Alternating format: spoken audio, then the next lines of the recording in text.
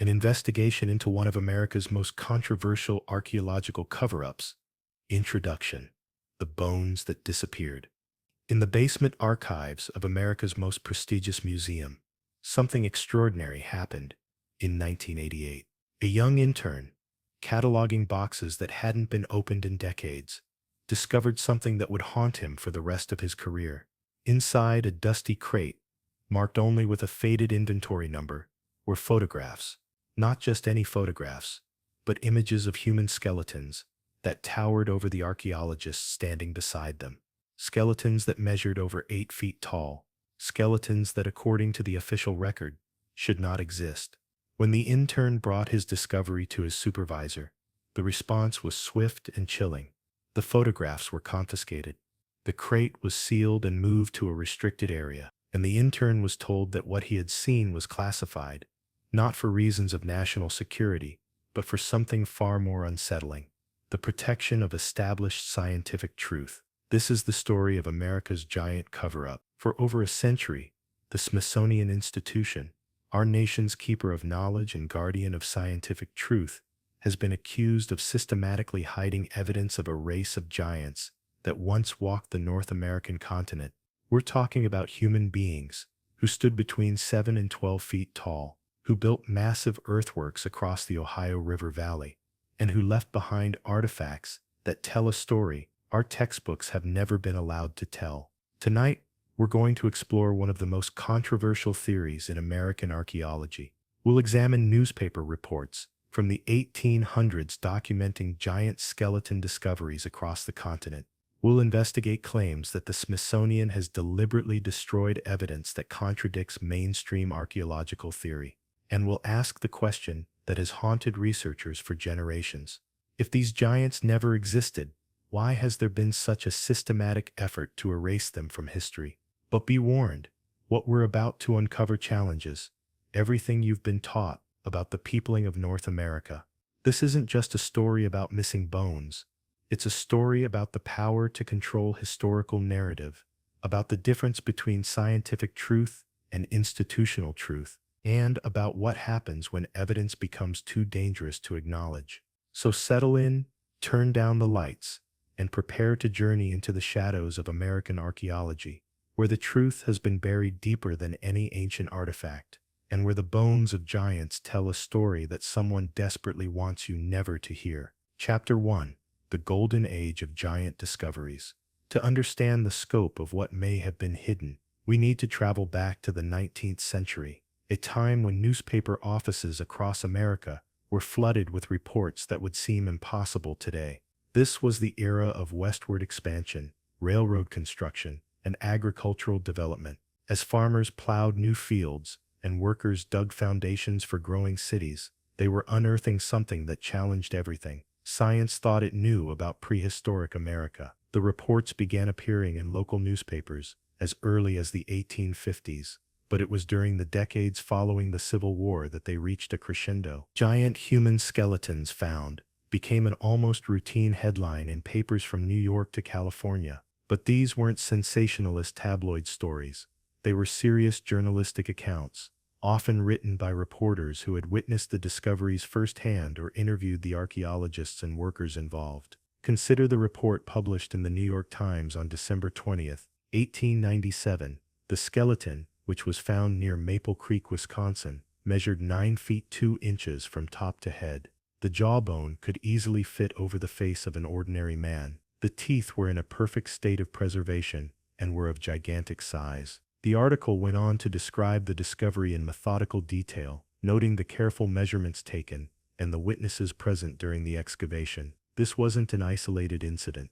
The Scientific American, one of the most respected scientific publications of its day, reported on multiple giant skeleton discoveries. In their May 1882 issue, they detailed the excavation of a burial mound in West Virginia, where 7 skeletons were found, the shortest of which measured 7 feet and the tallest 8 feet 4 inches. The article noted that the skulls were of unusual thickness and that the bones showed evidence of careful burial, suggesting these weren't anomalies, but members of an organized society. What made these reports particularly compelling was their geographic distribution. Giant skeletons weren't being found in just one region. They were being discovered across the entire North American continent, from the Great Lakes region to the Southwest. From the Atlantic coast to California, reports poured in of human remains that towered over modern populations. The Ohio River Valley seemed to be a particular hotspot for these discoveries. This region, known for its extensive network of ancient earthworks built by the so-called mound builder cultures, yielded giant skeleton after giant skeleton. The Newark Daily Advocate reported in 1889 that workers excavating for a new railroad line had uncovered a veritable city of the dead, containing skeletons ranging from 7 to 10 feet in length. But it wasn't just the size of these skeletons that caught attention.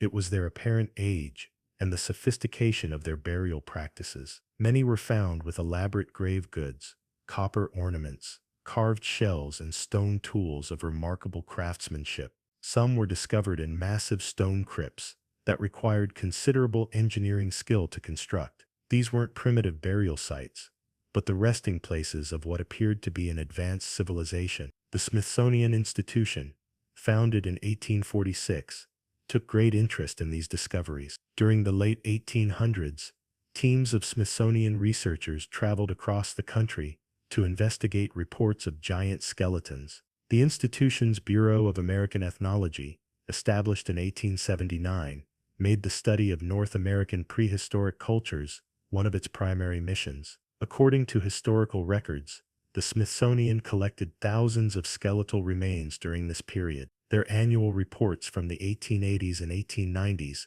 document expedition after expedition to investigate reported giant discoveries. Smithsonian ethnologist James Owen Dorsey spent months in the Ohio River Valley, cataloging finds from mound excavations. Cyrus Thomas, another Smithsonian researcher, led teams that investigated over 2,000 mounds across the eastern United States. What happened to all the evidence these expeditions collected? According to the official record, most of it was stored in the Smithsonian's collections for further study.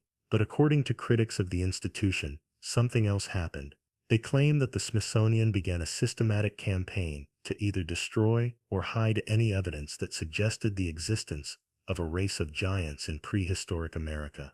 The first hints of this alleged cover-up began appearing in the early 1900s, as the initial excitement over giant discoveries gave way to academic skepticism.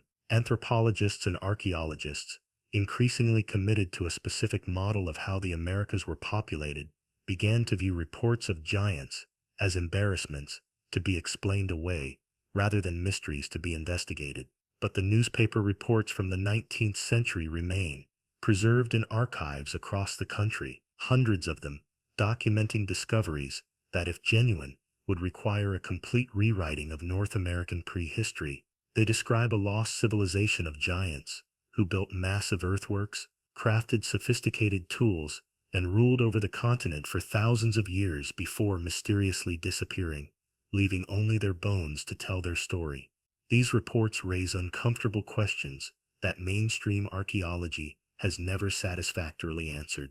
If these discoveries were hoaxes or misidentifications, why were they reported so consistently across such a wide geographic area?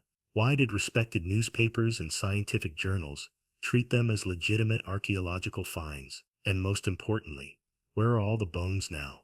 Chapter 2. The systematic suppression begins. The 20th century dawned.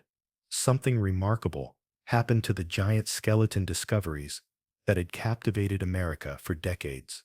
They simply stopped being reported. This wasn't because people stopped finding unusual remains. Construction projects, farming, and archaeological excavations continued at an unprecedented pace as the country industrialized. Instead, it was because the scientific establishment had decided that such discoveries were no longer acceptable subjects for public discourse. The transformation was subtle, but systematic.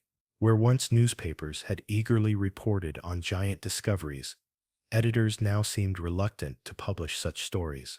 When they did appear, they were often relegated to back pages or accompanied by editorial skepticism. The change wasn't just in media coverage.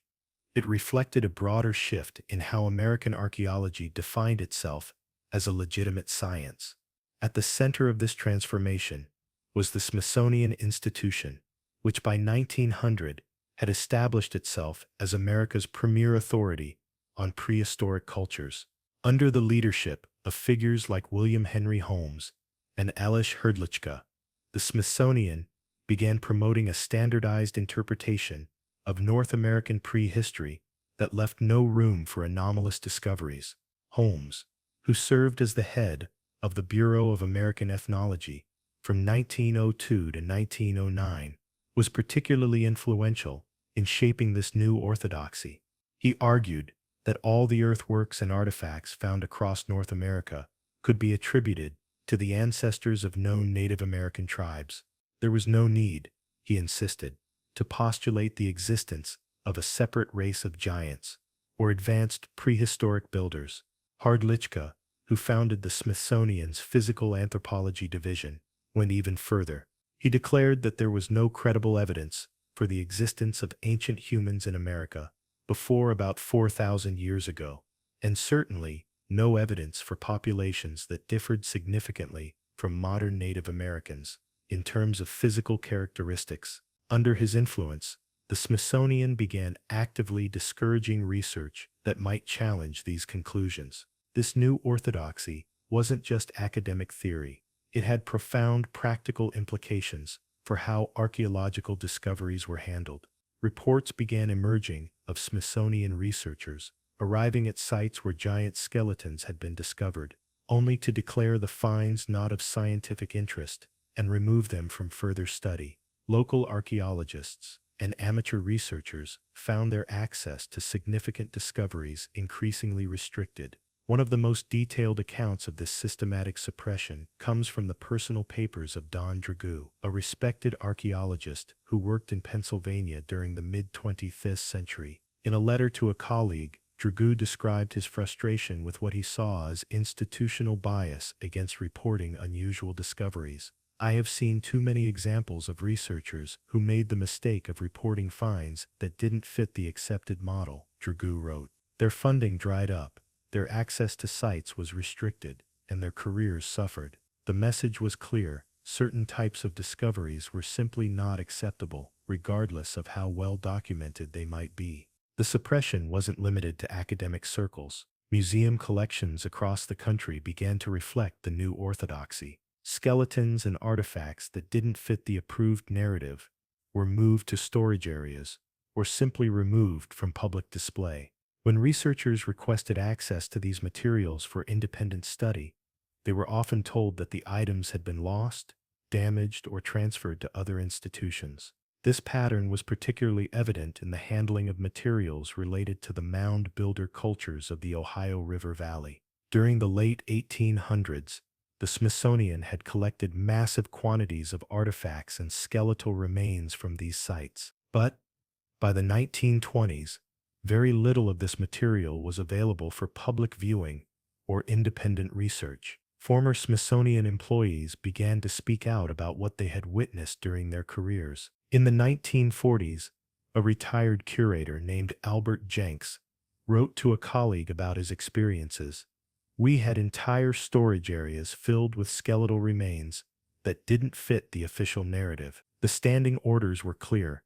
Such materials were not to be displayed or made available for outside research. When storage space became an issue, these items were the first to be deaccessioned, a euphemism for destruction." The institutional pressure to conform to the new orthodoxy extended beyond the Smithsonian to universities and other research institutions across the country. Graduate students quickly learned that certain types of research topics were career-ending. Professors who showed too much interest in anomalous discoveries found their tenure prospects diminished. This atmosphere of suppression had a chilling effect on the entire field of American archaeology. Researchers learned to self-censor, avoiding topics that might bring unwanted attention from institutional authorities. The result was a kind of intellectual conformity that made challenging the established narrative virtually impossible. But the suppression went beyond mere academic politics. Critics of the Smithsonian began to document cases where the institution appeared to be actively destroying evidence. Workers at various Smithsonian facilities reported being ordered to dispose of skeletal remains and artifacts without proper documentation. Entire collections were reportedly loaded onto barges and dumped in the Potomac River under cover of darkness. These claims might seem incredible, but they're supported by a disturbing pattern of missing records and destroyed documentation. When researchers have attempted to trace the fate of specific giant skeleton discoveries from the 19th century, they've consistently run into dead ends. Materials that were clearly documented as being transferred to the Smithsonian have simply vanished from the historical record. The most damning evidence comes from the Smithsonian's own internal documents. Freedom of Information Act requests have revealed correspondence from the 1920s and 1930s discussing the need to rationalize the institution's collections and eliminate materials that might confuse the public understanding of American prehistory. One particularly revealing memo, dated 1934, instructed curators to prioritize storage space for materials that supported scientifically accepted interpretations of prehistoric cultures. Items that contradicted these interpretations were to be evaluated for continued relevance to the institution's mission. By the 1950s, the transformation was complete. The giants that had once filled newspaper headlines and scientific journals had been effectively erased from the official record of American prehistory. The few researchers who continued to investigate such claims found themselves marginalized as pseudoscientists or treasure hunters. But the evidence of systematic suppression continued to accumulate. Whistleblowers, leaked documents, and investigative researchers gradually assembled a picture of institutional deception that spans over a century. What emerges is a troubling portrait of how scientific institutions can shape public understanding, not through the pursuit of truth, but through the careful management of acceptable knowledge. Chapter 3. The Mound Builders and Their Secrets. To understand why the discovery of giant skeletons might have been so threatening to established archaeology, we need to examine the broader mystery of America's mound builder cultures. Across the eastern United States, from the Great Lakes to the Gulf of Mexico, ancient peoples constructed thousands of earthen monuments that remain among the most impressive prehistoric achievements in North America. These aren't simple burial mounds, but complex engineering projects that required sophisticated planning, massive labor coordination, and advanced understanding of mathematics and astronomy. The scale of these constructions is staggering. Monk's Mound at Cahokia, near present-day St. Louis, covers 14 acres at its base and rises 100 feet into the sky, larger at its base than the Great Pyramid of Giza. The earthworks at Newark, Ohio, cover over 4 square miles and include geometric forms so precise that they're aligned with astronomical phenomena. Serpent Mound in Ohio stretches nearly a quarter-mile in length and follows the contours of the landscape with artistic sophistication that rivals any monument in the world. When European settlers first encountered these monuments in the 1700s and 1800s, they faced a troubling question: who had built them? The Native American tribes they encountered seemed to have no knowledge of the mound's construction. Many Native Americans spoke of the earthworks as ancient, when their own ancestors had arrived in the region. This led to one of the most persistent mysteries in American archaeology: the identity of the mound builders. Early theories varied wildly. Some suggested the mounds were built by lost tribes of Israel. Others proposed that they were the work of ancient Europeans, Phoenicians, or even refugees from Atlantis. What most of these theories had in common was an unwillingness to accept that Native Americans themselves had been capable of such sophisticated construction projects. This prejudice reflected the broader attitudes of 19th century America, where the systematic displacement and genocide of native populations was justified partly by portraying them as primitive peoples, incapable of complex civilization. The idea that these same peoples might have built monuments rivaling those of ancient Europe was simply unacceptable to many white Americans. But the discovery of giant skeletons in these mounds complicated the picture even further. If the mound builders weren't ancestors of known Native American tribes, and if they were physically distinct from modern populations, then who were they and what had happened to them? The most detailed investigations of this question were conducted by the Smithsonian Institution during its golden age of mound builder research in the late 1800s. Teams of researchers spent decades excavating sites across the Ohio River Valley, documenting their finds with meticulous care. Their reports, published in the Smithsonian's annual volumes, provide a fascinating glimpse into a vanished world. Cyrus Thomas, who led the Smithsonian's Mound Survey from 1882 to 1896, investigated over 2,000 sites during his career. His teams documented burial practices of extraordinary sophistication, involving multiple stages of body preparation and elaborate grave goods.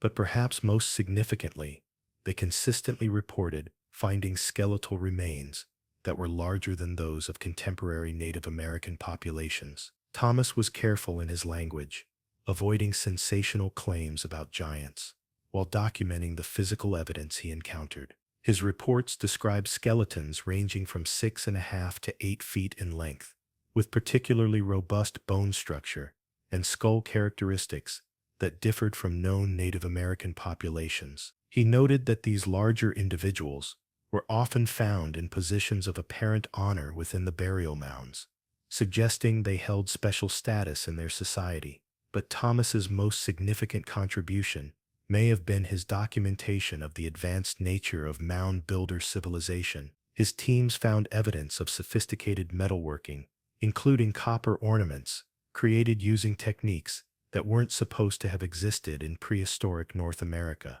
They discovered carved shells and stone artifacts, displaying artistic motifs that seemed to show influence from distant cultures. Most remarkably, they found evidence of mathematical and astronomical knowledge embedded in the very design of the earthworks themselves. The geometric earthworks of Ohio, in particular, seemed to demonstrate knowledge of principles that European civilization had only recently rediscovered. The octagon and circle at Newark, for example, form a precise astronomical observatory capable of tracking the 18.6-year cycle of lunar movements. The angles and proportions of various earthwork complexes incorporate mathematical relationships that suggest sophisticated understanding of geometry. This evidence painted a picture of the mound builders as a highly advanced civilization that had flourished in North America for thousands of years before mysteriously disappearing. The giant skeletons found in their burial mounds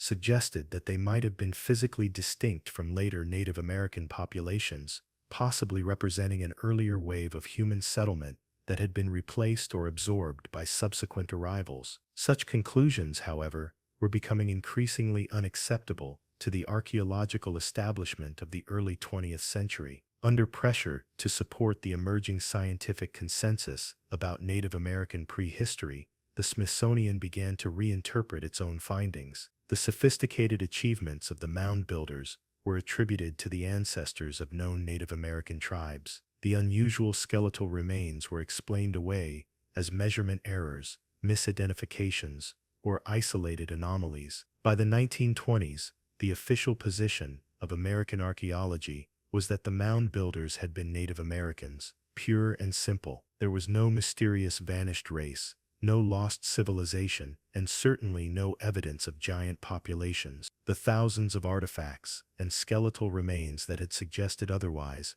were quietly removed from public display and relegated to storage areas where they wouldn't confuse the public understanding of American prehistory. But removing the evidence from public view didn't make it disappear entirely. Researchers who had worked on the original excavations retained their notes and photographs. Local historical societies preserved newspaper accounts and eyewitness testimonies, and most importantly, the earthworks themselves remained as silent testimony to the achievements of their builders. This disconnect between the physical evidence and the official interpretation has persisted for over a century. Visitors to mound builder sites today are told that these impressive monuments were built by the ancestors of Native American tribes, using only stone tools and human labor. The sophisticated astronomical alignments are downplayed or ignored entirely. The evidence for advanced metallurgy and long-distance trade connections is relegated to technical publications that few people ever see. Meanwhile, the skeletal remains that might provide the most direct evidence about the mound builder's identity remain locked away in storage facilities or have disappeared entirely from the archaeological record. Independent researchers who have attempted to study these materials have been denied access or told that the remains have been repatriated to Native American tribes for reburial. This situation raises troubling questions about the relationship between scientific evidence and institutional authority. If the mound builders were indeed the ancestors of known Native American tribes, why has there been such systematic effort to suppress evidence that might contradict this interpretation? And if they represented a distinct population or civilization, what does their disappearance tell us about the deeper history of human settlement in North America? Chapter 4. The Newspaper Evidence. One of the most compelling aspects of the giant skeleton controversy is the sheer volume of newspaper reports documenting such discoveries during the 19th and early 20th centuries. These weren't isolated incidents or sensational tabloid stories, but consistent, detailed reports published by reputable newspapers across the entire North American continent. The systematic nature of these reports and their subsequent disappearance from the historical record suggests a coordinated effort to suppress evidence that challenged emerging archaeological orthodoxy. To understand the scope of these reports, researchers have spent decades combing through newspaper archives in libraries across the country. What they've found is staggering. Hundreds of documented accounts of giant skeleton discoveries, published in newspapers from the New York Times to small-town weeklies, spanning a period of over 70 years. The reports follow remarkably consistent patterns. They typically describe skeletons measuring between 7 and 12 feet in length, often found in burial mounds or ancient cemeteries. The remains are usually described as being in good condition, with particularly robust bone structure and skulls of unusual size and thickness. Many reports include specific measurements and descriptions of grave goods found with the skeletons.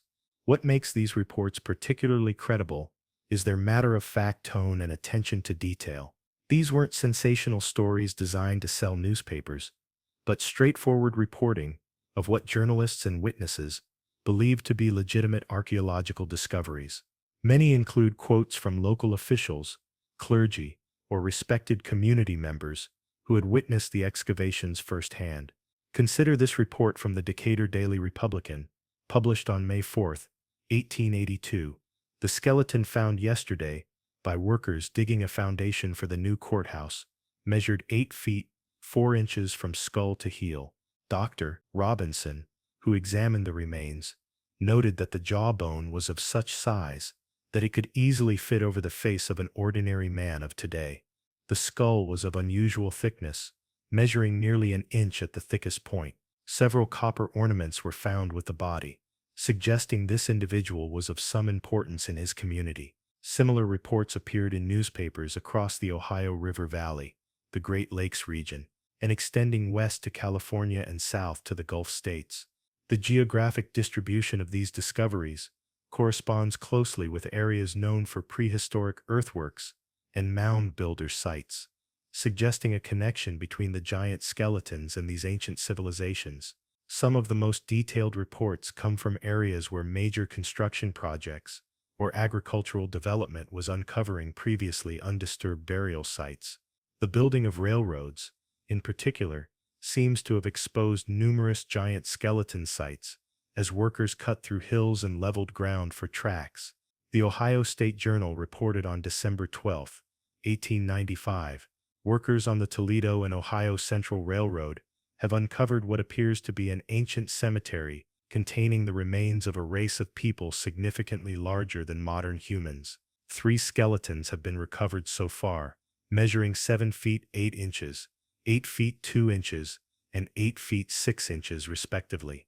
The site appears to have been used for burial purposes for an extended period, as the remains are found at different depths and states of preservation. What's particularly striking about these newspaper reports is how they describe the reactions of those who witnessed the discoveries. Rather than expressing skepticism or treating the finds as anomalous, most reports suggest that such discoveries were becoming almost routine in certain areas. This implies that giant skeleton discoveries were more common than the surviving historical record might suggest. The involvement of reputable institutions and individuals in these discoveries adds to their credibility. Many reports mention the participation of local doctors, clergy, or government officials in examining the remains. Some describe the skeletons being photographed or measured by multiple witnesses. Others note that remains were being shipped to universities or museums for further study. A report from the Nevada State Journal dated June 19, 1877, describes one such case.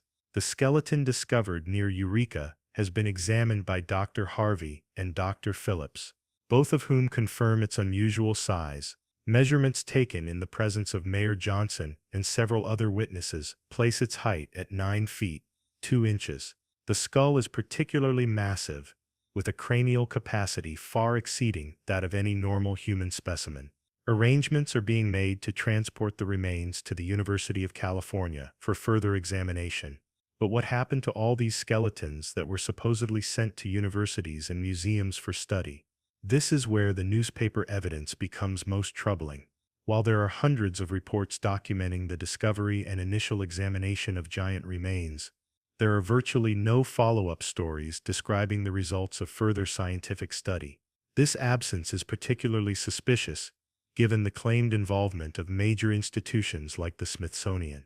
Multiple newspaper reports describe Smithsonian representatives arriving at discovery sites to collect remains for study, but the institution's published research from this period makes no mention of giant skeletons in any significant detail. The pattern suggests a systematic effort to suppress information about these discoveries after they left local communities.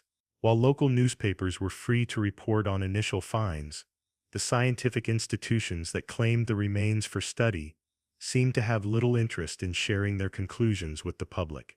This suppression becomes even more apparent when we examine how newspaper coverage of giant discoveries changed over time.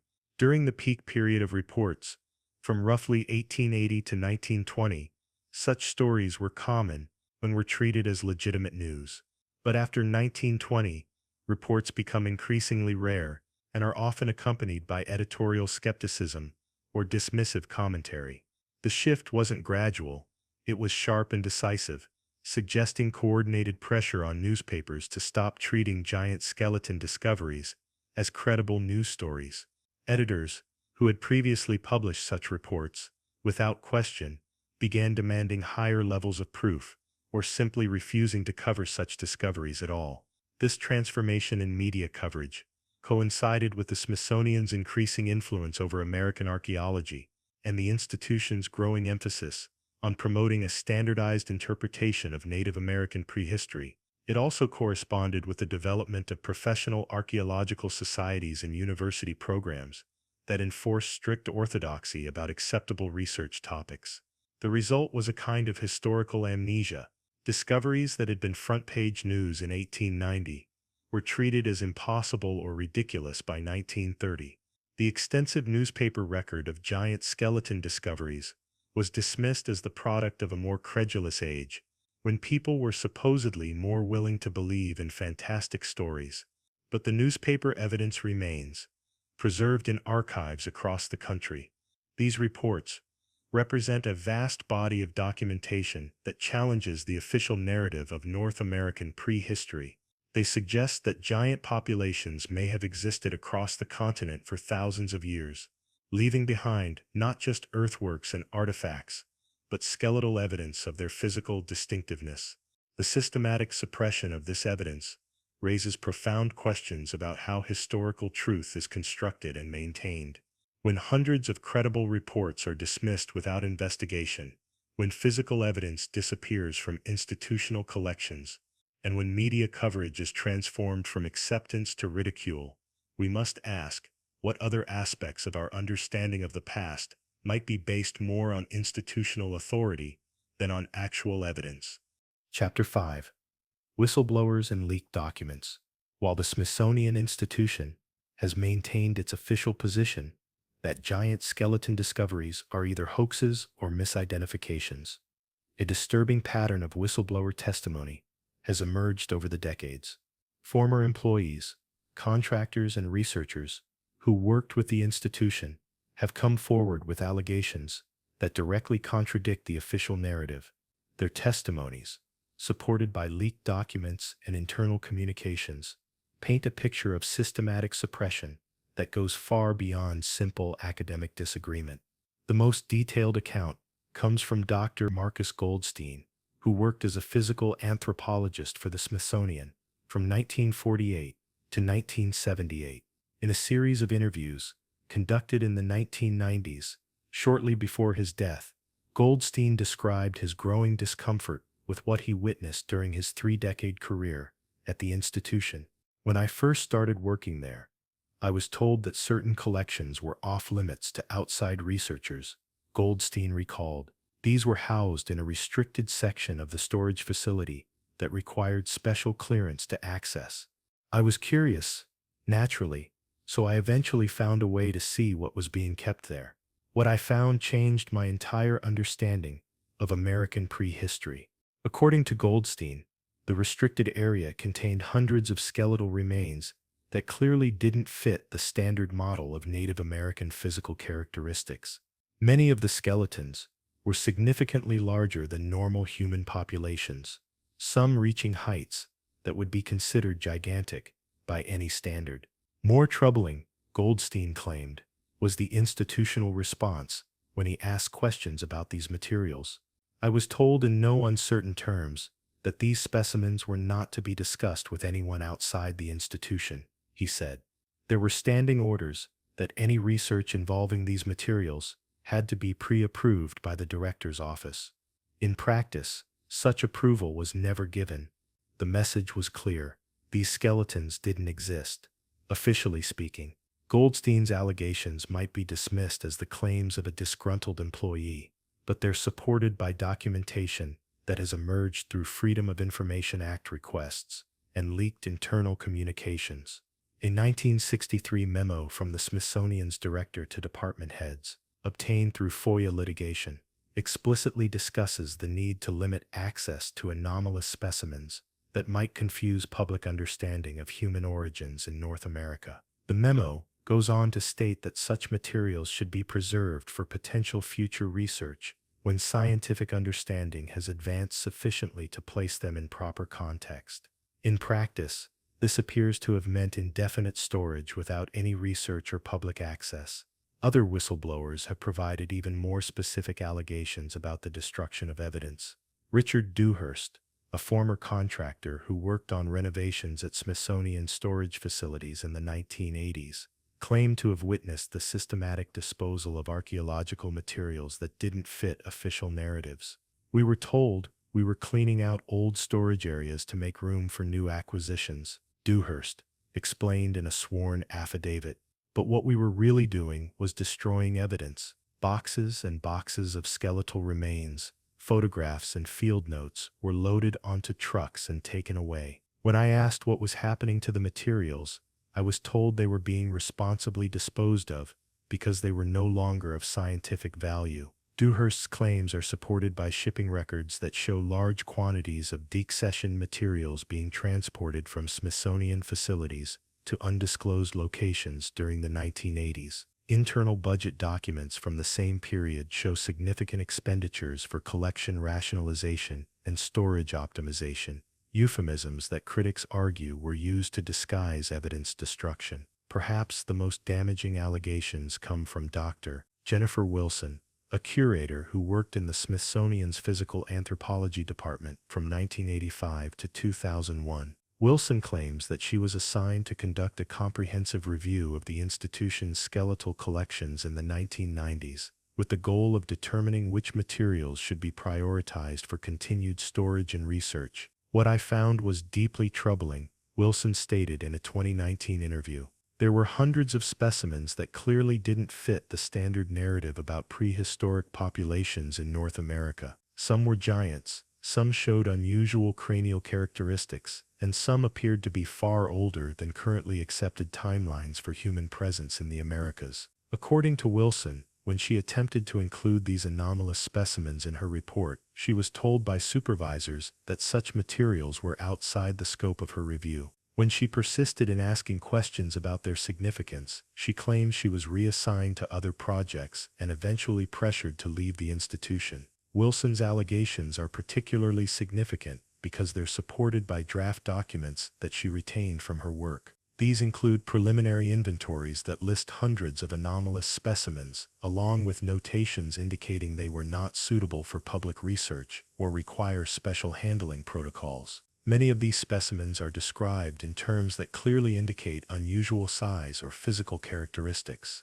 The pattern of suppression extends beyond individual whistleblowers to include systematic problems with institutional record-keeping. Researchers who have attempted to trace the fate of specific giant skeleton discoveries from the 19th century have consistently encountered missing documentation, destroyed records, and claims that materials were lost or transferred to other institutions. A particularly revealing example involves the giant skeletons reportedly discovered during construction of the Baltimore and Ohio Railroad in Ohio during the 1880s. Contemporary newspaper accounts describe multiple giant skeletons being shipped to the Smithsonian for study, complete with shipping manifests and receiving documentation.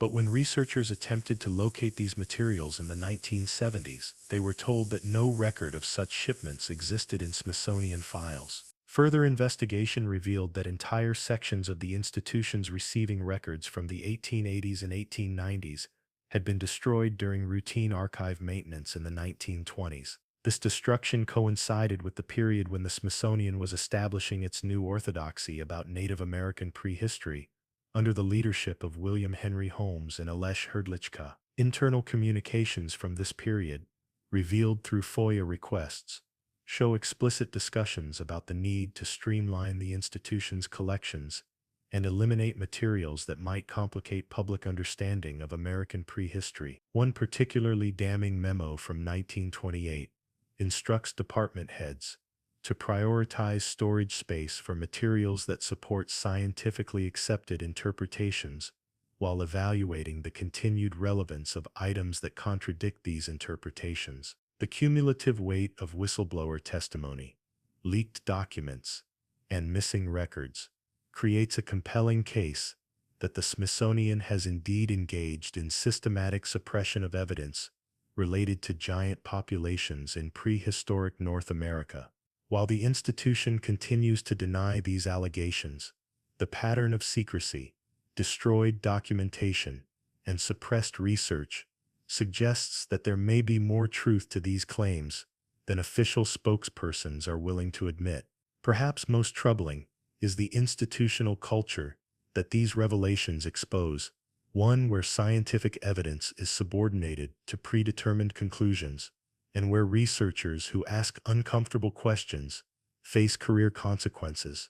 This culture of suppression extends far beyond the specific question of giant skeletons to encompass broader issues about how scientific institutions manage potentially controversial discoveries. The question remains, if these allegations are true, what else might be hidden in the restricted collections of America's most prestigious scientific institutions, and what other aspects of our understanding of human history might be based more on institutional authority than on actual evidence. Chapter 6. The Archaeological Establishment's Response. Professional organizations, university departments, and the Smithsonian itself have mounted a coordinated response designed to discredit giant skeleton claims and the researchers who promote them. But this response, rather than addressing the evidence directly, has often focused on attacking the credibility of critics and maintaining institutional authority through appeals to professional expertise. The standard response from mainstream archaeology follows a predictable pattern. First, giant skeleton reports are dismissed as products of a more credulous age, when scientific methods were supposedly less rigorous and people were more willing to accept fantastic claims.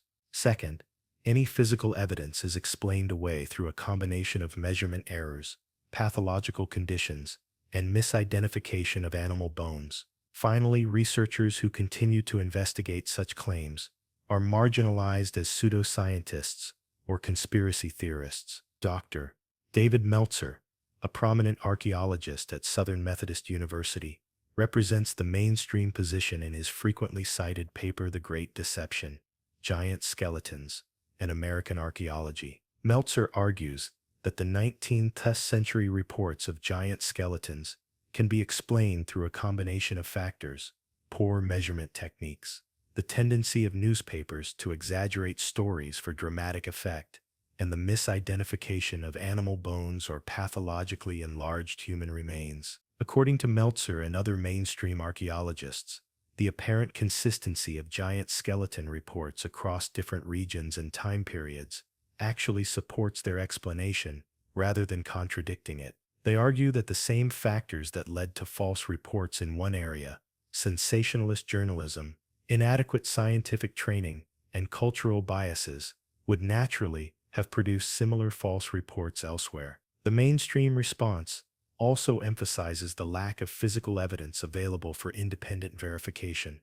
Dr. Bruce Smith, curator emeritus at the Smithsonian's National Museum of Natural History, has frequently pointed out that despite decades of claims about suppressed evidence, critics have never produced a single verifiable giant skeleton for scientific examination. Science depends on reproducible evidence, Smith argues. If there were really hundreds or thousands of giant skeletons discovered in the 19th century, where are they now? The claims of systematic destruction or suppression require us to believe in a conspiracy involving thousands of people across multiple institutions and spanning more than a century. Such conspiracies are simply not plausible in the real world of scientific research. This emphasis on the implausibility of large-scale conspiracies has become a central theme in the mainstream response to giant skeleton claims. Professional archaeologists argue that the scientific community, despite its flaws,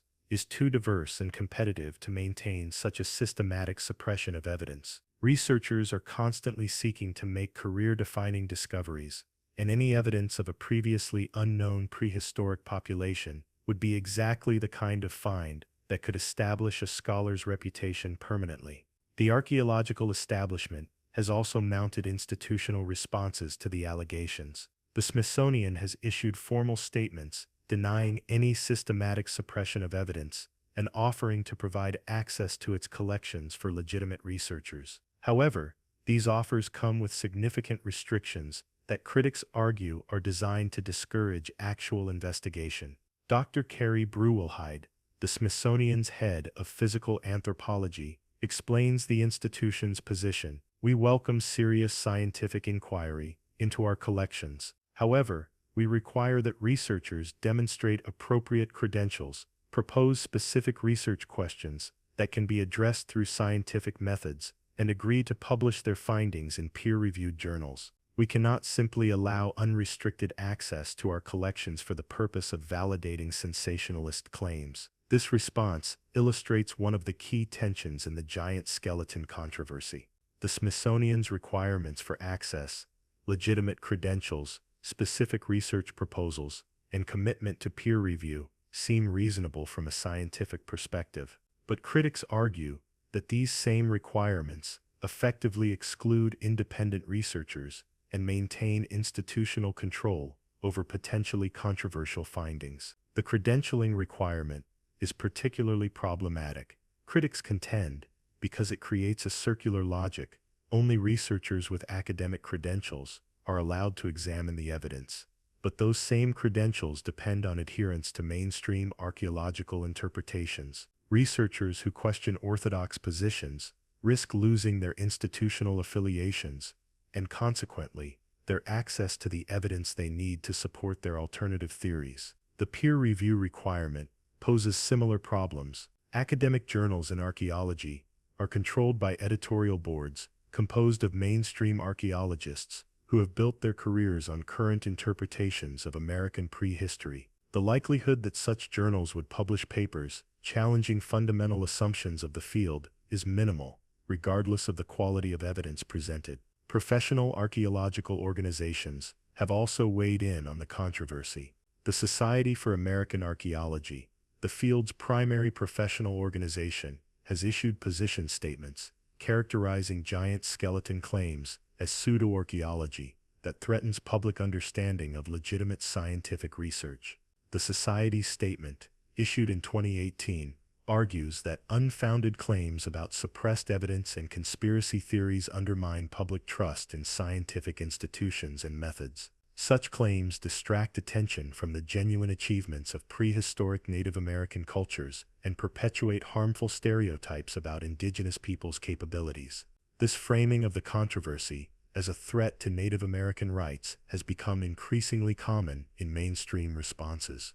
Archaeologists argue that claims about giant prehistoric populations implicitly deny the achievements of ancestral Native American cultures by attributing major earthworks and sophisticated artifacts to a separate race of giants rather than to the ancestors of contemporary indigenous peoples. Dr. Joe Watkins, a Native American archaeologist at the University of Oklahoma, represents this perspective. The giant skeleton mythology is just another version of the old mound builders myth that denied Native Americans credit for their own cultural achievements.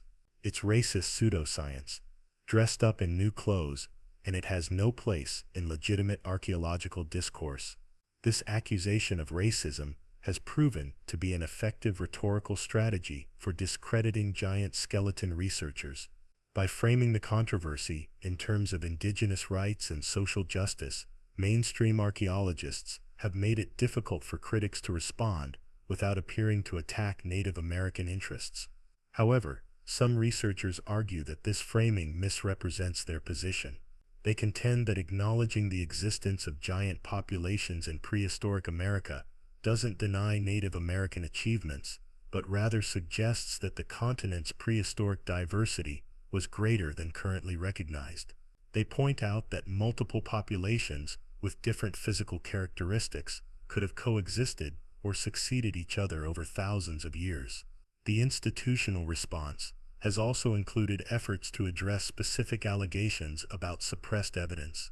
When former Smithsonian employees have made public claims about destroyed collections or restricted access, the institution has responded with detailed rebuttals, attempting to explain or contextualize their allegations. In response to Dr. Marcus Goldstein's claims about restricted collections, for example, the Smithsonian issued a statement explaining that certain materials are indeed kept in secure storage, but for legitimate conservation and legal reasons, rather than to suppress evidence. The statement noted that many skeletal remains are subject to the Native American Graves Protection and Repatriation Act (NJPR), which restricts access and requires eventual return to appropriate tribal communities. The NAGPRA explanation has become a standard response to questions about missing or inaccessible skeletal collections. The law, passed in 1990, requires federal institutions to return Native American remains and artifacts to culturally affiliated tribes. Critics argue, however, that this law has been used as convenient cover for the continued suppression of anomalous materials that predate the law's passage. Despite these institutional responses, the controversy continues to simmer. Online communities of researchers and enthusiasts continue to investigate giant skeleton claims, sharing information and challenging mainstream interpretations. Documentary filmmakers and alternative historians have found receptive audiences for their critiques of archaeological orthodoxy. The persistence of these alternative interpretations, despite sustained mainstream opposition, suggests that the archaeological establishment's response has been only partially successful.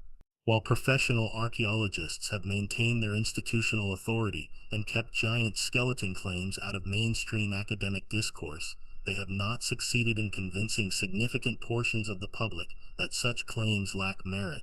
This ongoing tension reveals fundamental problems with how scientific institutions handle controversial discoveries and dissenting interpretations. The emphasis on institutional authority and professional credentials, while protecting against genuine pseudoscience, may also serve to suppress legitimate challenges to orthodox interpretations. Chapter 7: The Legal Battle for Truth. The controversy over giant skeletons and suppressed archaeological evidence took a dramatic turn in 2014 when a group of independent researchers filed a federal lawsuit against the Smithsonian Institution. The case, Archaeological Awareness Network, Smithsonian Institution, represented the most serious legal challenge to date regarding allegations of systematic evidence suppression. While the lawsuit was ultimately unsuccessful, the legal proceedings revealed new information about institutional practices and highlighted the difficulties faced by outsiders seeking access to controversial archaeological materials. The lawsuit was filed by the Archaeological Awareness Network, AAN, a group of independent researchers led by Dr. Patricia Williams, a former university anthropologist who had become convinced that mainstream archaeology was suppressing evidence of giant populations in prehistoric America. The plaintiffs argued that as a federally funded institution, the Smithsonian had an obligation to provide public access to its collections and could not suppress evidence for ideological reasons. The legal strategy focused on several key arguments. First, the plaintiffs contended that the Smithsonian had violated the Federal Records Act by destroying or failing to preserve archaeological materials of historical significance. Second, they argued that the institution's access policies violated the Freedom of Information Act by restricting public access to materials that should be considered public records. Finally, they claimed that the Smithsonian's practices constituted scientific misconduct that undermined public trust in federally funded research. Dr. Williams, serving as the lead plaintiff, presented a compelling personal narrative that illustrated the broader issues at stake. She described how her academic career had been derailed after she began questioning orthodox interpretations of prehistoric American populations. According to her testimony, she had initially been a conventional archaeologist who accepted mainstream theories about Native American prehistory without question. My awakening began during graduate school, when I was conducting research on woodland period populations in Ohio. Williams testified during pretrial depositions. I kept encountering references in 19th century sources to skeletal remains that seemed significantly larger than typical Native American populations. When I tried to locate these materials for my dissertation research, I consistently ran into dead ends. Williams described how her professors and advisors discouraged her from pursuing this line of inquiry, suggesting that she focus on more conventional topics that wouldn't raise uncomfortable questions. When she persisted, she found that her access to research materials became increasingly restricted and her funding opportunities dried up. The message was clear, Williams continued. Certain types of research questions were simply not acceptable regardless of where the evidence might lead. This wasn't science. It was institutional orthodoxy, being protected through intimidation and suppression. The lawsuit sought to compel the Smithsonian to provide full access to its skeletal collections and to produce documentation about any materials that had been destroyed or transferred. The plaintiffs argued that the public had a right to know about potentially suppressed evidence, and that scientific institutions couldn't be allowed to control historical narratives through selective presentation of evidence. The Smithsonian's legal response was swift and comprehensive. The institution assembled a team of attorneys from the Department of Justice and private law firms specializing in intellectual property and institutional defense. Their strategy focused on challenging the legal standing of the plaintiffs and defending the institution's right to manage its collections according to professional standards. The Smithsonian's primary argument was that the plaintiffs lacked standing to challenge the institution's collection policies because they could not demonstrate specific harm from alleged suppression of evidence. The institution contended that access to research collections was a privilege, not a right, and that reasonable restrictions were necessary to protect valuable materials and ensure that research was conducted according to appropriate scientific standards. The institution also argued that many of the materials in question were subject to NAGPRE requirements, which mandated consultation with Native American tribes before providing access to skeletal remains. The Smithsonian contended that unrestricted access to these materials would violate federal law and harm relationships with indigenous communities. Perhaps most significantly, the Smithsonian challenged the underlying premise of the lawsuit by arguing that there was no credible evidence of systematic suppression. The institution's attorneys presented testimony from current and former employees denying any knowledge of organized efforts to destroy or hide archaeological materials. They argued that the plaintiffs' claims were based on speculation, misinterpretation of normal collection management practices, and conspiracy theories without factual foundation. Dr. Bruce Smith, representing the Smithsonian, provided detailed testimony about the institution's collection management practices. He explained that the apparent absence of giant skeleton materials could be attributed to normal factors, such as poor preservation, inadequate documentation from 19th century excavations, and the natural processes of collection development and deaccessioning. Archaeological collections are dynamic, Smith testified. Materials are constantly being evaluated for their research potential, conservation needs, and legal status. Items that lack proper documentation or provenance may be removed from collections not because they contradict any theory, but because they don't meet basic standards for scientific materials. Smith's testimony highlighted one of the key challenges faced by the plaintiffs. Even if giant skeletons had been collected by the Smithsonian in the 19th century, their subsequent disappearance could be explained through routine collection management practices rather than deliberate suppression. Without documentation proving intentional destruction or concealment, it was difficult to demonstrate that any improper suppression had occurred. The legal proceedings also revealed new information about the Smithsonian's collection management practices through the discovery process. Internal documents produced during litigation showed that the institution had indeed disposed of large quantities of archaeological materials over the decades, but these disposals were documented as routine deaccessioning rather than evidence suppression. A particularly revealing document was a 1987 memo discussing the disposal of duplicate and poorly documented skeletal materials to make room for new acquisitions. The memo noted that priority was being given to materials with clear provenance and research potential, while items lacking proper documentation were being considered for disposal. Critics argued that this memo demonstrated how potentially significant materials could be discarded simply because they didn't fit current research priorities or lacked documentation that met contemporary standards. They contended that 19th century giant skeleton discoveries might have been disposed of under such policies, not because they were scientifically worthless, but because they contradicted established interpretations. The Smithsonian responded that such policies were necessary and appropriate for responsible collection management. The institution argued that maintaining materials without proper documentation or research potential would be a waste of resources and could compromise the integrity of legitimate research collections. As the legal proceedings continued, both sides sought to present evidence supporting their interpretations of the institution's practices. The plaintiffs attempted to demonstrate a pattern of suppression through witness testimony and document analysis, while the Smithsonian sought to show that normal collection management practices could account for any missing materials. The case ultimately stalled on procedural grounds when the federal court ruled that the plaintiffs lacked standing to challenge the Smithsonian's collection policies. The judge noted that while the allegations raised interesting questions about institutional practices, the plaintiffs could not demonstrate that they had suffered specific legal harm from alleged suppression of evidence. The court's ruling reflected the broader challenge faced by critics of institutional orthodoxy.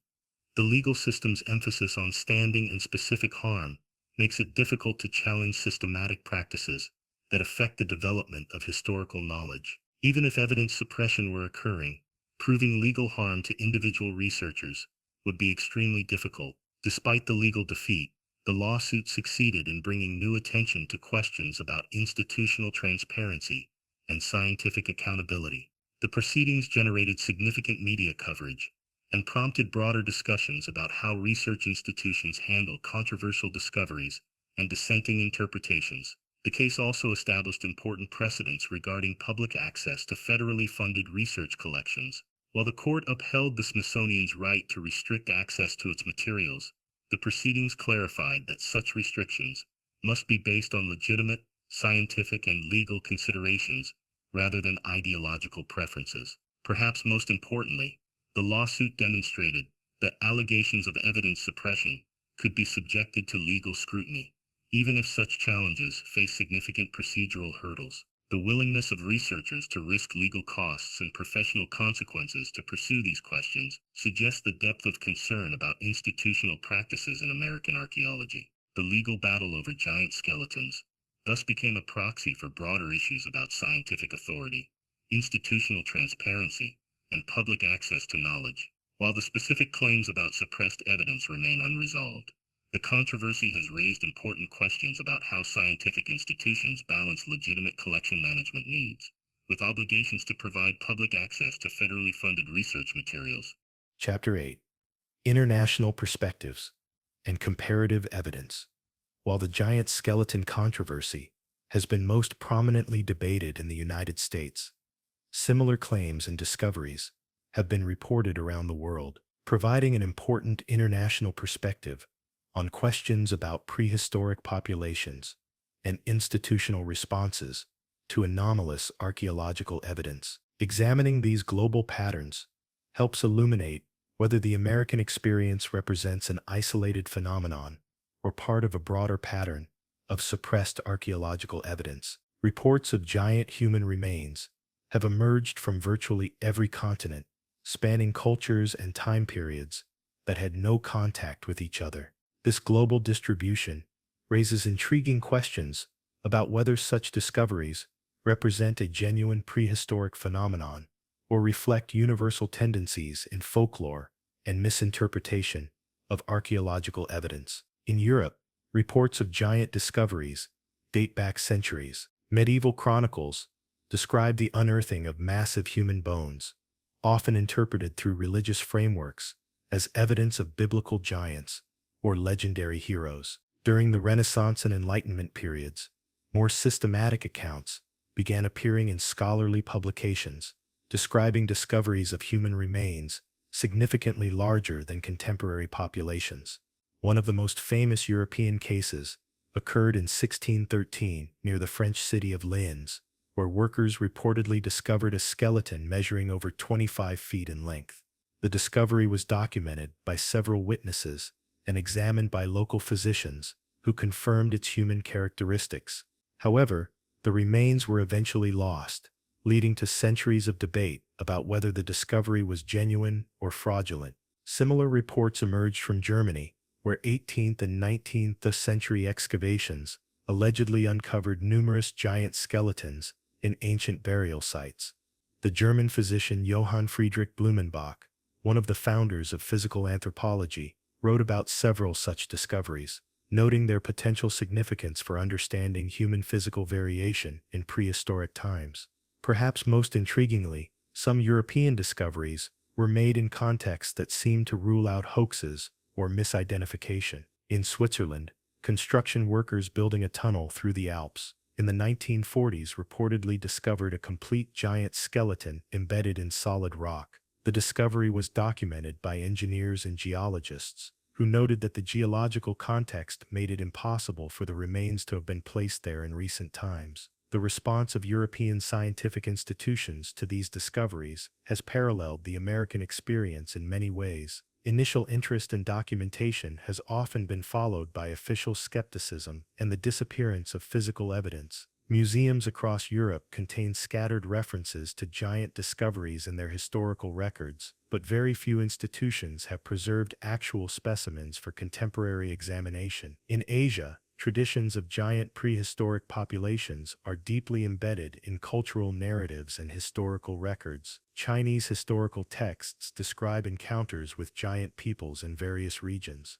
often portraying them as distinct ethnic groups with their own territories and customs. Some of these accounts may represent folklore, but others appear to be attempts at historical documentation. Japanese archaeological records include numerous references to the discovery of unusually large human remains, particularly in burial sites associated with the Jomon culture. Some of these discoveries have been documented by modern archaeologists, though institutional responses have generally emphasized the need for more research rather than acknowledging the potential implications for understanding prehistoric populations. The most systematic documentation of giant discoveries in Asia comes from Russia, where Soviet archaeologists conducted extensive excavations in Central Asia and Siberia during the 20th century. Some of these expeditions reported finding skeletal remains significantly larger than typical human populations, often in contexts suggesting great antiquity.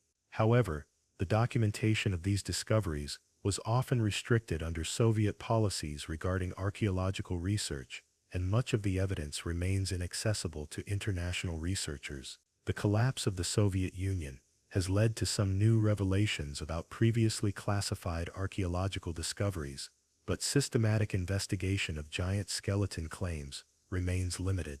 In South America, the situation is particularly complex because of the region's rich tradition of archaeological research and its history of indigenous cultures that built massive stone monuments. Several South American countries have reported discoveries of giant human remains, often in contexts associated with pre-Columbian civilizations. Peru, in particular, has been the source of numerous giant skeleton reports over the past century. Some of these discoveries have been documented by professional archaeologists, while others have been reported by local communities or amateur researchers. The Peruvian government has generally been more open to alternative archaeological interpretations than institutions in North America or Europe, leading to more public discussion of anomalous discoveries. One particularly well-documented case occurred in the 1990s when construction workers in Lima uncovered what appeared to be a giant burial ground containing dozens of unusually large skeletal remains. The discovery was investigated by both Peruvian and international archaeologists, who confirmed that the remains were significantly larger than typical pre-Columbian populations. However, the international archaeological community's response to the Lima discovery followed familiar patterns. Initial interest was followed by skepticism about the dating and interpretation of the remains. Suggestions were made that the skeletons might represent pathological conditions rather than a distinct population, and access to the materials for independent research became increasingly restricted. The global pattern of giant skeleton discoveries and institutional responses suggests several important conclusions. First, such reports are not unique to American archaeology, but represent a worldwide phenomenon spanning different cultures and time periods. Second, the institutional response to such discoveries has been remarkably consistent across different countries and scientific traditions, typically involving initial interest, followed by skepticism and restricted access. This consistency in institutional responses raises questions about whether scientific institutions worldwide have developed similar approaches to handling anomalous discoveries that challenge established interpretations. It also suggests that the suppression of giant skeleton evidence, if it is occurring, may be part of a broader pattern of scientific orthodoxy, rather than a phenomenon unique to American archaeology. The international perspective also highlights the importance of cultural and political factors in shaping archaeological interpretations. In some countries, giant skeleton discoveries are more readily accepted as genuine prehistoric phenomena, while in others, they are dismissed as folklore or misidentification. These differences often correlate with broader attitudes toward alternative historical narratives and institutional authority. Perhaps most significantly, the global distribution of giant skeleton reports suggests that the phenomenon deserves more serious scientific investigation than it has typically received. While some reports may indeed represent hoaxes or misidentifications, the consistency of accounts across different cultures and time periods suggests that at least some may have a basis in archaeological reality. The challenge for researchers is developing methods for distinguishing between genuine discoveries and false reports, while avoiding the institutional biases that may have led to systematic suppression of evidence in the past. This requires international cooperation, access to preserved materials, and willingness to consider alternative interpretations of prehistoric human populations.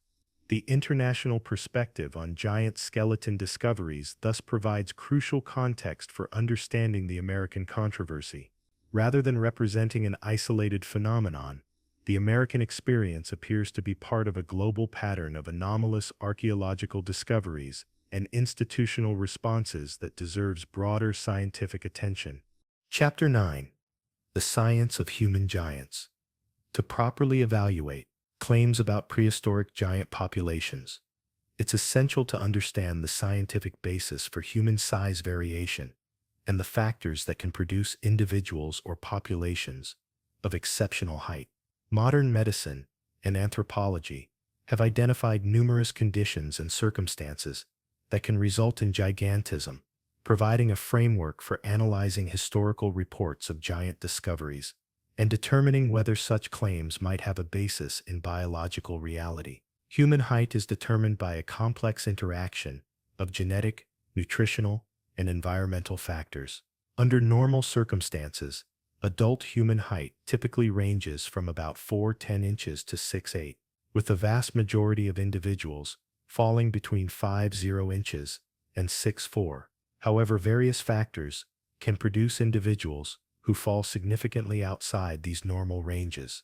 Medical gigantism, caused by excessive growth hormone production, can result in individuals reaching heights of 7'0" inches to 8'0" inches, or even taller in extreme cases. Tallest reliably documented human in history, Robert Wadlow, reached a height of 8'11" inches before his death in 1940. However, medical gigantism typically comes with serious health complications that significantly reduce life expectancy, making it unlikely that entire populations could maintain such exceptional heights over long periods. More relevant to archaeological questions are the genetic and environmental factors that can influence average population height. Genetic factors play a major role in determining height potential, and some human populations have evolved to be significantly taller than others. The Tutsi people of Rwanda and Burundi, for example, have average heights that exceed most other human populations, with many individuals reaching 6'5" inches or taller. Nutritional factors are equally important in determining whether individuals reach their genetic height potential. Populations with access to abundant, high-quality nutrition during childhood and adolescence typically achieve greater average heights than those facing nutritional stress.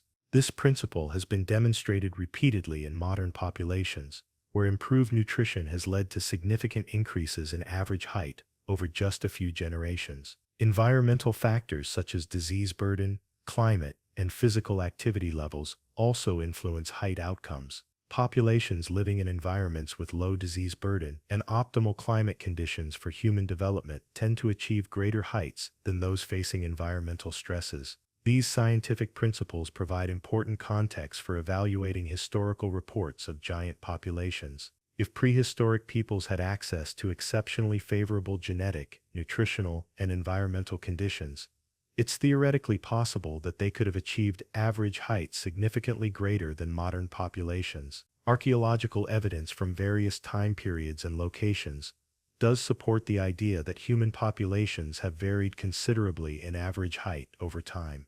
Medieval European populations, for example, were generally shorter than modern Europeans, largely due to nutritional and disease factors. Conversely, some prehistoric populations appear to have been taller than their historical successors, possibly due to better nutrition and health conditions. The Cro-Magnon people of prehistoric Europe, for instance, had average heights that exceeded most subsequent European populations until modern times. Some individual Cro-Magnon skeletons show heights approaching 6'5", which would have been exceptional for most historical periods, but is within the normal range of modern human variation. More directly relevant to American giant skeleton claims are documented examples of tall Native American populations. Some Plains Indian tribes, particularly the Lakota and Cheyenne, included many individuals who reached heights of 6'0" inches to 6'6", significantly taller than contemporary European populations. These heights were achieved through a combination of genetic factors and the nutritional advantages of a buffalo hunting lifestyle. The key question for evaluating giant skeleton claims is whether the reported heights fall within the range of possible human variation or represent something unprecedented in human biology. Reports of 70 inches to 80 inches skeletons, while unusual, fall within the documented range of human gigantism and could potentially represent either medical conditions or the extreme tall end of normal genetic variation. However, claims of skeletons measuring 90 inches to 12 inches or taller enter territory that would be difficult to explain through known biological mechanisms. Such heights would require either medical conditions so severe that survival to adulthood would be unlikely, or genetic modifications so extreme that they would represent a distinct human subspecies. The preservation and measurement issues surrounding historical giant skeleton reports add another layer of complexity to scientific evaluation. Skeletal remains can appear larger than they actually were due to various factors, including incomplete articulation, measurement errors, and the inclusion of non-human bones in composite skeletons. Professional osteologists have developed standardized methods for estimating height from skeletal remains that account for these potential sources of error. These methods typically involve measuring specific long bones and applying established formulas that correlate bone length with total height. When applied correctly, these techniques can provide accurate height estimates within a few inches. The problem with most historical giant skeleton reports is that they rarely provide the detailed measurements and photographic documentation that would allow for verification using modern osteological methods. Many reports simply state total skeleton length without specifying which bones were measured or how the measurements were taken. Furthermore, the conditions under which many historical excavations were conducted made accurate measurement difficult. Skeletons discovered during construction projects or agricultural work were often disturbed or incomplete, making precise measurement impossible. The lack of trained osteologists at many discovery sites meant that measurements were often taken by individuals without the expertise to avoid common sources of error. Despite these limitations, some historical reports do provide sufficient detail to allow for scientific evaluation. Cases where multiple witnesses recorded specific bone measurements, where photographs were taken, or where professional anatomists examine the remains offer the best opportunities for determining whether genuine giant populations might have existed. The few cases where such documentation exists present a mixed picture. Some reports appear to describe skeletons within the upper range of normal human variation, possibly representing individuals with medical gigantism or genetic advantages for height. Others describe remains that would be difficult to explain through known biological mechanisms. The scientific evaluation of giant skeleton claims is further complicated by the rarity of preserved specimens available for modern analysis. Without access to actual skeletal remains, researchers must rely on historical documentation that often lacks the precision and detail required for definitive conclusions.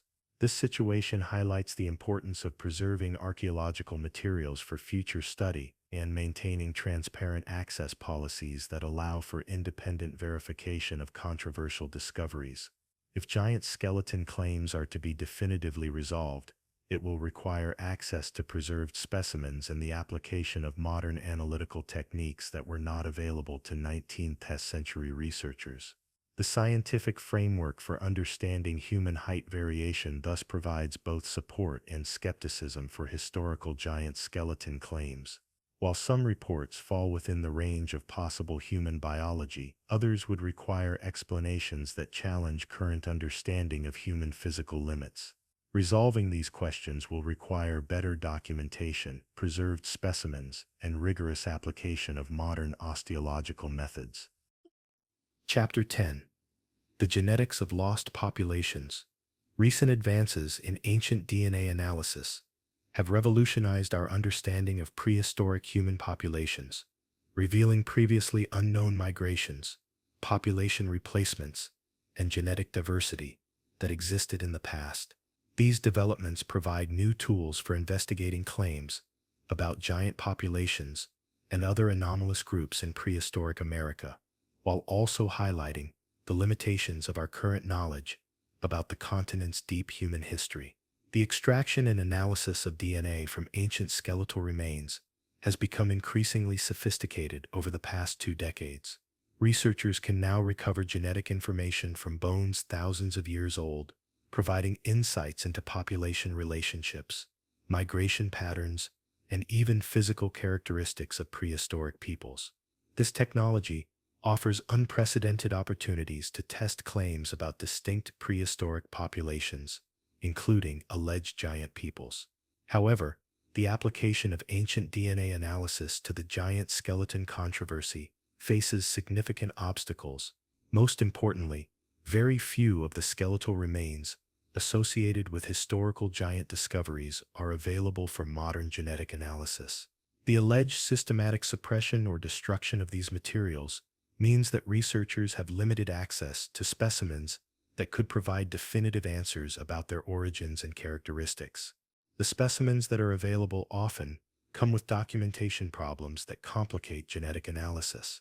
Many were excavated during the 19th or early 20th centuries using methods that didn't prioritize DNA preservation. Others have been stored under conditions that may have degraded genetic material beyond recovery. Still others lack sufficient provenance information to ensure that genetic results can be meaningfully interpreted.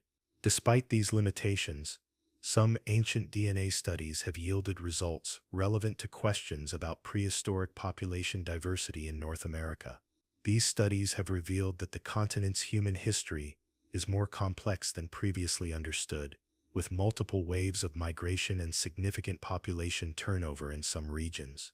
One of the most significant discoveries has been the identification of previously unknown ancestral populations that contributed to the genetic makeup of various Native American groups. The ancient North Eurasians, for example, were a population that lived in Siberia during the last ice age and contributed significantly to the ancestry of many Native American populations, despite leaving no direct descendants in the modern world. More controversially, some ancient DNA studies have identified individuals and small populations in prehistoric America that don't fit neatly into current models of Native American population history. These include specimens with genetic signatures suggesting connections to populations outside the Americas, or representing lineages that appear to have disappeared from the continent. The Kennewick Man case provides one example of how ancient DNA can complicate our understanding of prehistoric populations. This 9,000-year-old skeleton, discovered in Washington state in 1996, had physical characteristics that differed significantly from those of modern Native American populations.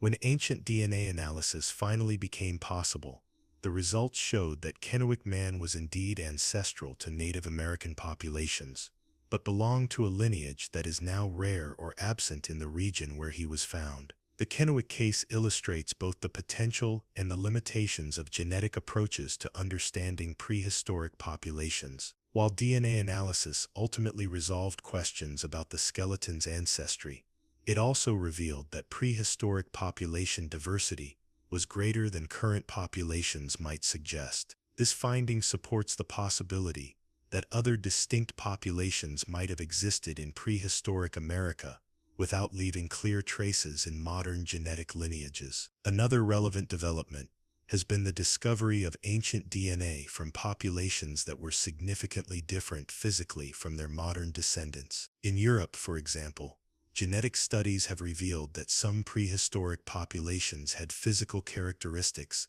that differed substantially from modern Europeans, including different height ranges and body proportions. The most striking example comes from studies of early European farmers, who appear to have been significantly shorter on average than the hunter-gatherer populations they replaced. This demonstrates that major changes in population height can occur over relatively short time periods through population replacement, rather than gradual evolution. Such findings raise the possibility that similar population replacements could have occurred in North America, potentially explaining the disappearance of giant populations if they ever existed. A taller prehistoric population could have been replaced by shorter groups, leaving only scattered skeletal evidence and oral traditions as traces of their former presence. The genetics of human height also provides relevant insights for evaluating giant population claims. Modern genetic studies have identified hundreds of DNA variants that influence human height, and researchers are beginning to understand how these variants combine to produce the full range of human height variation. Importantly, genetic studies have shown that the potential for exceptional height exists in all human populations, but the frequency of height-promoting genetic variants varies significantly between groups. Some populations carry genetic combinations that predispose them to greater average heights, while others are genetically predisposed to shorter statures. This genetic framework suggests that prehistoric populations could potentially have had height distributions very different from modern populations, particularly if they represented distinct genetic lineages or had been subject to different selective pressures.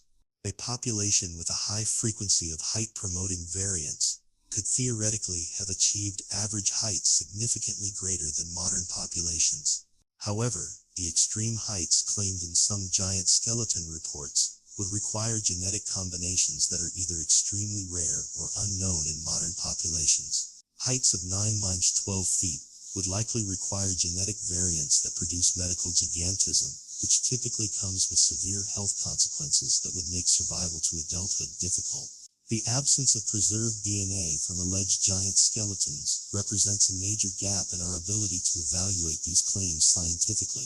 Without genetic evidence, researchers cannot determine whether reported giant populations represented distinct genetic lineages, individuals with rare height-promoting variants, or misidentified specimens. Some researchers have attempted to address this limitation by analyzing DNA from skeletal remains found in contexts associated with giant discoveries, even when the remains themselves are not unusually large. The logic is that if giant populations existed in specific regions, their genetic signatures might be detectable in other individuals from the same archaeological contexts. These studies have produced intriguing but inconclusive results. Some have identified genetic variants that are rare in modern Native American populations, suggesting the presence of distinct ancestral lineages. Others have found evidence of population complexity that doesn't match simple models of Native American prehistory. However, none of these studies have identified genetic signatures that would clearly support the existence of giant populations. The height-promoting variants found in prehistoric populations generally fall within the range observed in modern humans, making it unlikely that they could explain reports of extreme gigantism. The genetic evidence thus provides both support and challenges for giant population claims. On one hand, ancient DNA studies have revealed that prehistoric population diversity was greater than previously understood, making it plausible that distinct populations with different physical characteristics could have existed. On the other hand, the specific genetic requirements for extreme height make it unlikely that stable giant populations could have existed without leaving clearer traces in the modern gene pool. The resolution of these questions will ultimately require access to well-preserved skeletal remains from alleged giant discoveries and the application of the most advanced ancient DNA techniques. Until such specimens become available for analysis, the genetic evidence remains suggestive but inconclusive regarding the existence of giant populations in prehistoric America. Chapter 11. Modern Investigations and Citizen Science. In recent years, the democratization of information technology and the rise of citizen science movements have created new opportunities for investigating claims about suppressed archaeological evidence. Independent researchers, equipped with digital tools and networking capabilities that were unavailable to previous generations, have launched systematic efforts to document giant skeleton reports, trace missing specimens, and challenge institutional narratives about American prehistory. These modern investigations have taken advantage of several technological developments that have transformed historical research. Digital newspaper archives now provide searchable access to millions of historical documents, allowing researchers to conduct comprehensive surveys of giant skeleton reports across different time periods and geographic regions. Online databases have made it possible to cross-reference multiple sources and identify patterns that would have been difficult to detect using traditional research methods. Perhaps most significantly, the Internet has enabled independent researchers to collaborate and share information in ways that bypass traditional academic gatekeepers. Websites, forums, and social media platforms dedicated to alternative archaeology have created communities of researchers who can pool their knowledge and resources to investigate controversial claims. One of the most systematic modern investigations has been conducted by the research team led by Fritz Zimmermann, who has spent over 2 decades documenting historical reports of giant skeleton discoveries in North America. Zimmermann's project has compiled a database of over 1,500 documented reports from newspaper archives, scientific journals, and local historical records.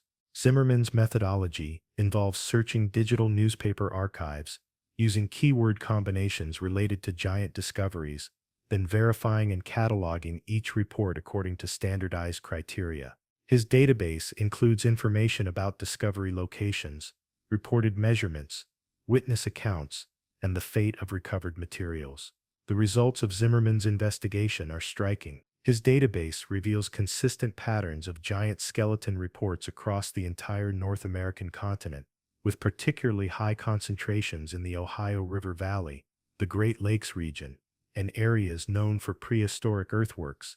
The reports span a period from roughly 1850 to 1920, after which such discoveries virtually disappear from newspaper coverage.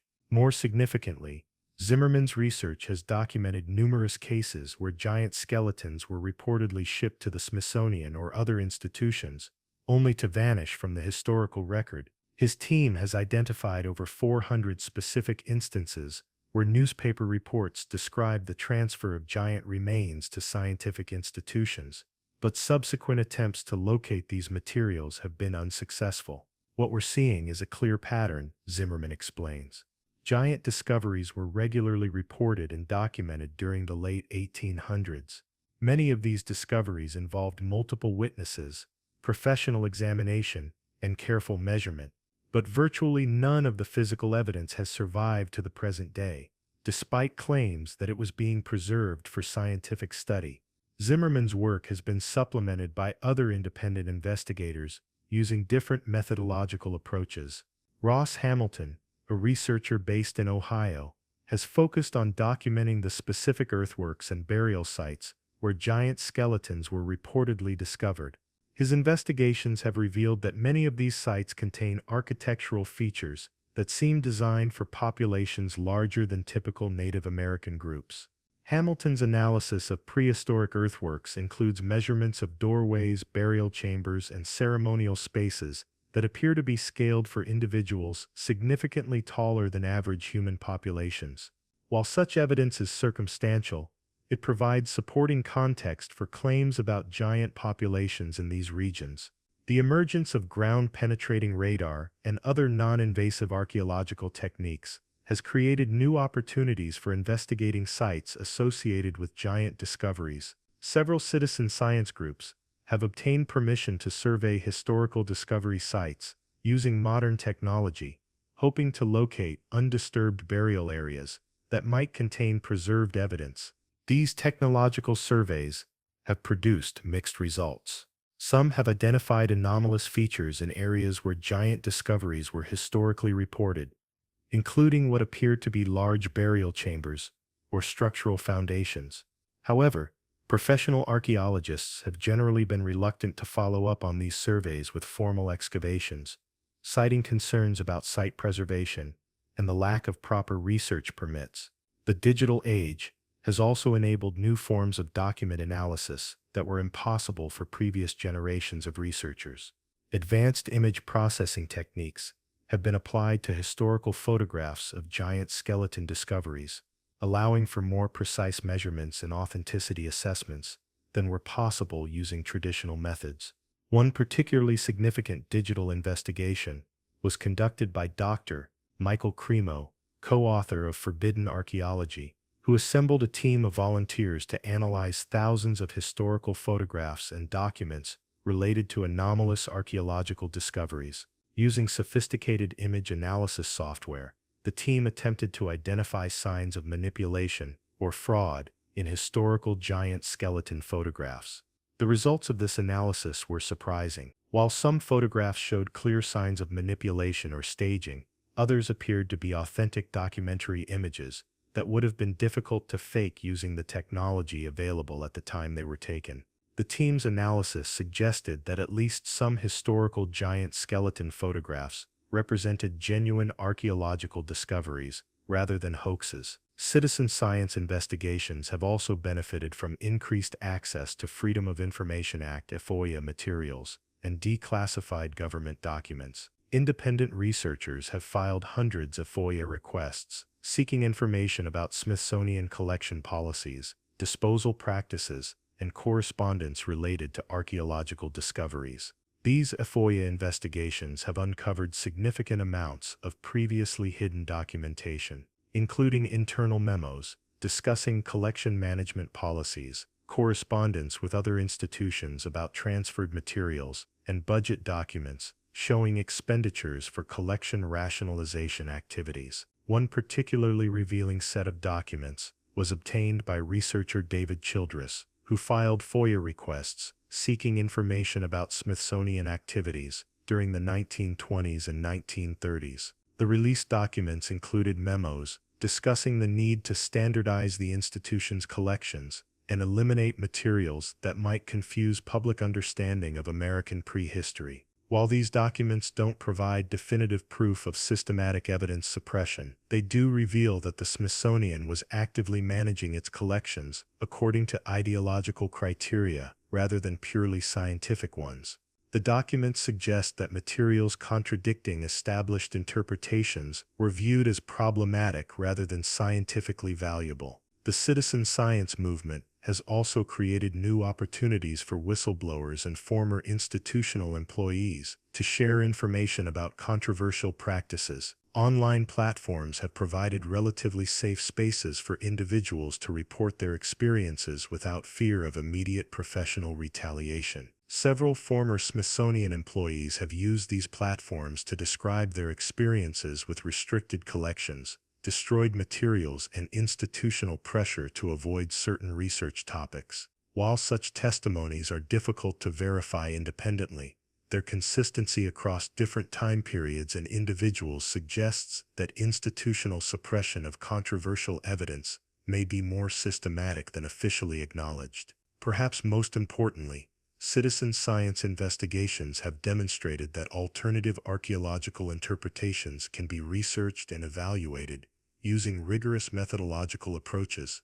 Independent researchers have shown that they can conduct systematic literature reviews, analyze historical documents, and apply scientific techniques to controversial questions. This development challenges traditional assumptions about the relationship between institutional authority and scientific validity. The success of citizen science projects in other fields has shown that important discoveries can be made by researchers working outside traditional academic structures, provided they employ appropriate methodological standards. The limitations of citizen science approaches to archaeological questions are also apparent. Independent researchers often lack access to the specialized equipment, materials, and expertise required for definitive analysis of controversial claims. They may also be more susceptible to confirmation bias and less rigorous in their evaluation of evidence than professional researchers. However, the citizen science movement has created important checks and balances on institutional authority in archaeology. Independent researchers have forced greater transparency in collection management practices, challenged unsupported dismissals of controversial evidence, and maintained public interest in alternative interpretations of American prehistory. The ongoing tension between citizen science investigations and institutional archaeology reflects broader changes in how knowledge is created and validated in the digital age. Traditional gatekeeping mechanisms are becoming less effective as information becomes more accessible and research tools more democratized. The ultimate resolution of controversies, like the giant skeleton debate, may require collaboration between citizen scientists and professional archaeologists, combining the independence and persistence of amateur investigators with the technical expertise and resources of established institutions. Chapter 12. The Truth Beneath the Silence. As our investigation into America's forbidden archaeology draws to a close, we find ourselves confronting questions that extend far beyond the specific claims about giant skeletons and suppressed evidence. What we've uncovered is a pattern of institutional behavior that raises profound concerns about how scientific truth is constructed, maintained, and controlled in our society. The evidence we've examined, from 19th century newspaper reports to modern FOIA documents, from whistleblower testimonies to citizen science investigations, doesn't provide definitive proof that giant populations existed in prehistoric America. But it does demonstrate something equally significant, that legitimate questions about our understanding of the past have been systematically suppressed rather than scientifically investigated. This suppression hasn't taken the form of a grand conspiracy involving thousands of participants across multiple institutions. Instead, it has operated through subtler mechanisms of institutional control, restricted access to evidence, professional pressure on dissenting researchers, selective preservation of materials that support orthodox interpretations, and the dismissal of alternative theories without proper investigation.